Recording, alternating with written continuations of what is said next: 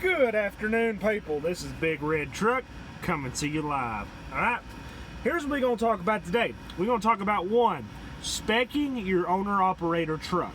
Alright, this is the basic guidelines on my line of work, what kind of truck you should spec when you're going to buy one, because I'm running into this right now. I'm having to spec my own truck to figure out what kind of truck I want to run, you know, for Trans Am.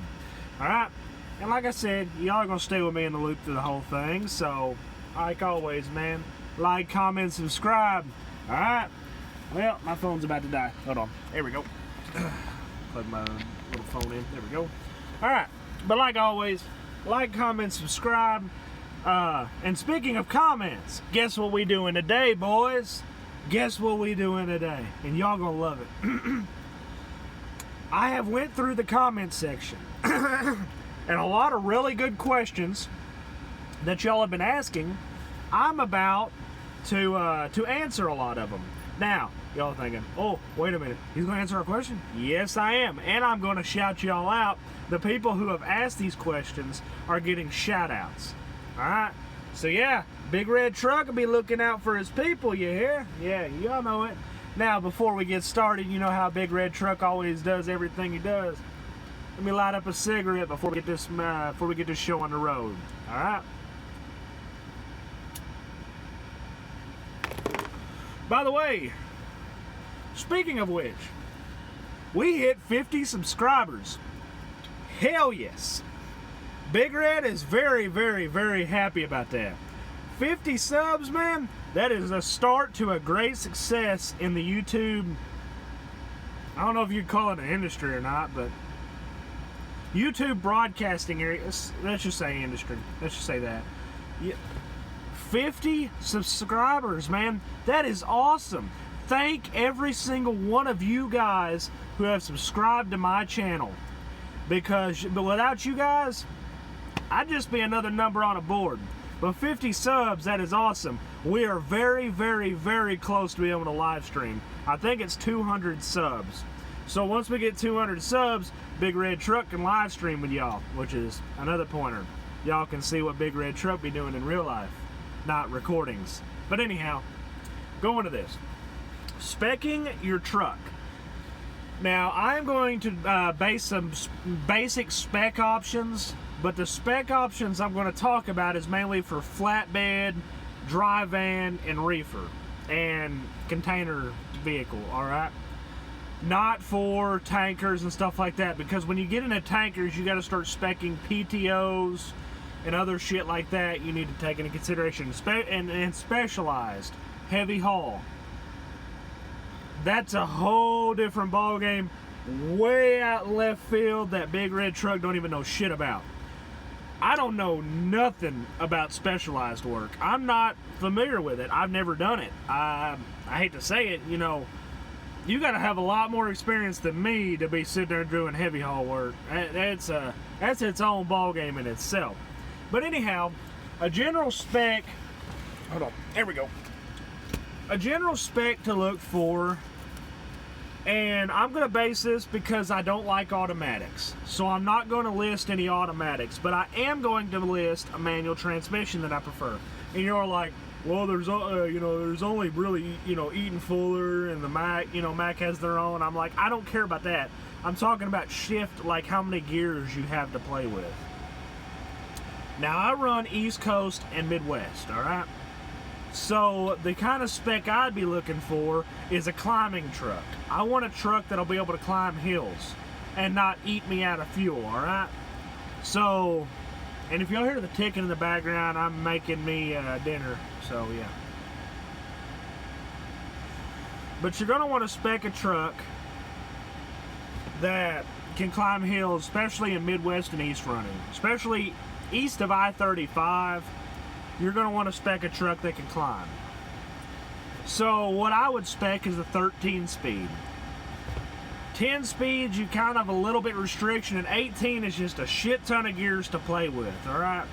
Yeah, 18 speeds are nice, but you got a lot of gears to play with, more chances to fuck up, in other words, alright? Excuse my French, more chances to mess up. A 13 speed is a real happy medium, because 10 speed, all the old school drivers are like, oh, that's for non-experienced drivers who are just getting into the industry drive a 10 speed. So I will say this, a 13 speed is that good happy medium. I like a 13 speed, alright? Granted, I do like my 18s, but 13s are nice, alright? Next thing you want to spec is horsepower to be able to climb the hills. I would recommend around a 500 range. 500 horsepower is a pretty good standard to go by, alright? And this is basing off just stock trucks, trying to find one that'll fit your fancy, not some hopped up Peterbilt that's got 1400 horsepower and 4000 torques. All right, we're speaking general here. All right, so 500 horsepower is a good truck. I would base off, most people say between 16 to 2000 torque. All right, foot-pounds of torque. I say about 1700. Well, dinner's done. 1700 torque is pretty good. Foot-pounds of torque, that's pretty good happy medium, alright? Gear ratio, because you don't want to go through these gears too fast and not have any top end, and you don't want these gears to go through too damn slow and you have no bottom end. So a 355 rear axles is a pretty good ratio to go off of, alright? I like a 355 because there's plenty of room to play with. Now, those are some of the medium specs. Now I'm going to go into some other things. I like a lot of truck drivers love these long nose Petes. I am guilty of this. I love long nose Petes. I love a long hooded truck, a nice box looking truck. But when you're first starting out in the trucking industry as an owner-operator, you gotta sacrifice that nice look and get a truck that will save you money and fuel, because your goal at first is to build as much money as possible to start out on. You need to recover some of them losses on your startup. So yes, I would say get an aerodynamic truck, get a rounded, get a needle nose truck, get a slant nose, short hood truck that'll kick air up over that trailer. All right. So there's some of my recommendations for speccing a truck. Hopefully y'all listen to those and everything and adhere to my information. Now getting to the fun part. Because me talking's not really that fun, is it, guys? Yeah, I know. I'm so sorry. I'm a terrible YouTuber. I speak the truth, and I don't cover my screen with all these fancy overlays. Damn, I sound like a jackass, don't I? Oh, Lord. Don't reply to that. Alright. Here's the shout-outs and comments and concerns questions. Alright. Get Money Dreads said, if I go to Trans Am, do they force you into company driving? The answer is no. Now lately they have been pretty lenient on the leasing. They haven't really tried to force you into leasing. Used to, they didn't force you into company driving. They tried to force you into leasing. They were like, oh, leasing's this good, this good, this good, that good.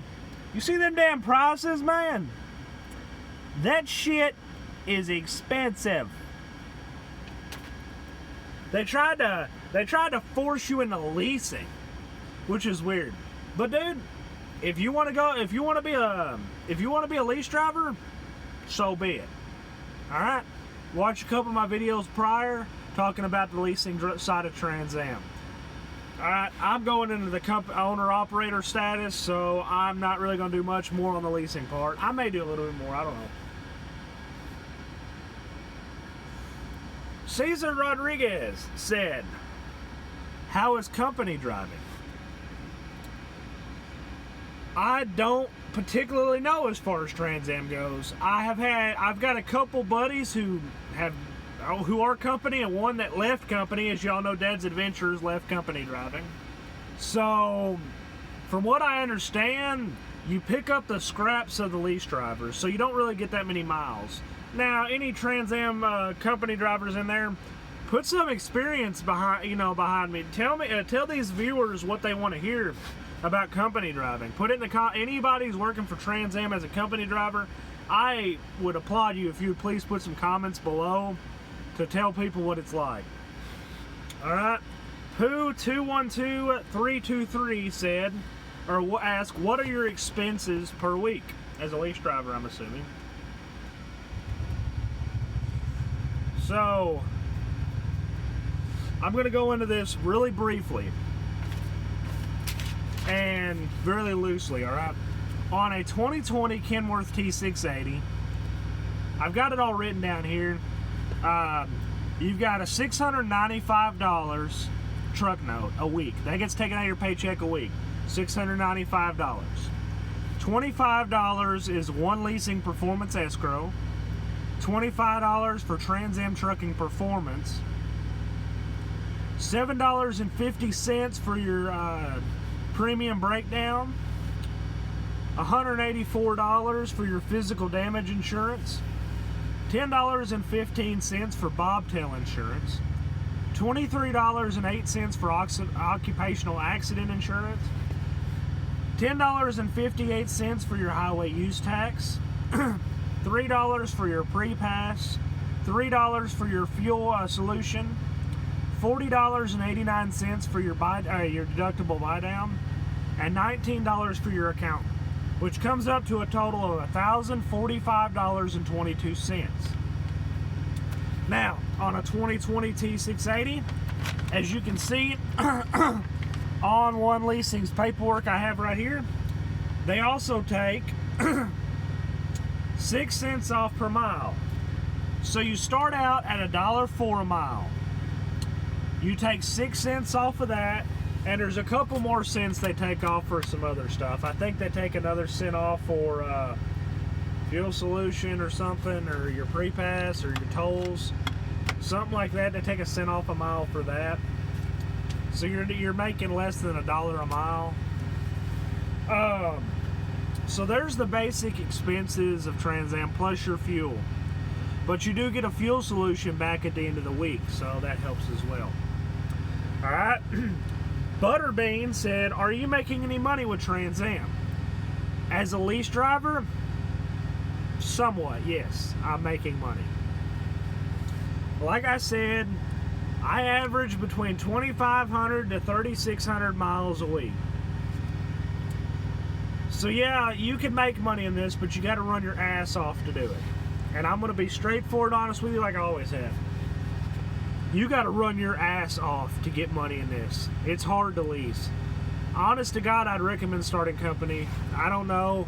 Any of you company drivers for Trans Am, put some comments down below. But from what I'm seeing, I'd rather go company. But I'm going owner-operator because I don't feel like screwing all these nonsensical expenses. Knowing that you got this $49,000 balloon payment at the end of your lease just killed it for me. When I could buy a truck cheaper than $49,000 right now and own it. All right. Jason Bolus said, can you lease at day one? The answer to that is yes. And Andy Palant, I don't know how to say your name, I'm sorry. I think it's Andy Palant. Are Trans Am trucks automatic? The answer is yes. That is another reason, which a couple videos ago, I mentioned why I don't like automatics. And that's one reason why I'm going owner-operator, because I don't like automatics. But yes, Trans Am, all the Trans Am trucks are automatics. I'm sorry. Unless you go owner-operator, you're going to be driving an automatic with Trans Am. But there's a couple shout-outs to y'all. Like I said, Get Money Dreads, Cesar Rodriguez, Pooh212323, Butterbean, Jason Bolus, and Andy Palant. Okay, however you say that. There's some shout outs for y'all for putting comments. See, Big Red Truck appreciates comments. We get shout outs. Y'all get shout outs. Now, like always, be sure to like, comment, and subscribe. And Big Red Truck will see you on the flip flop.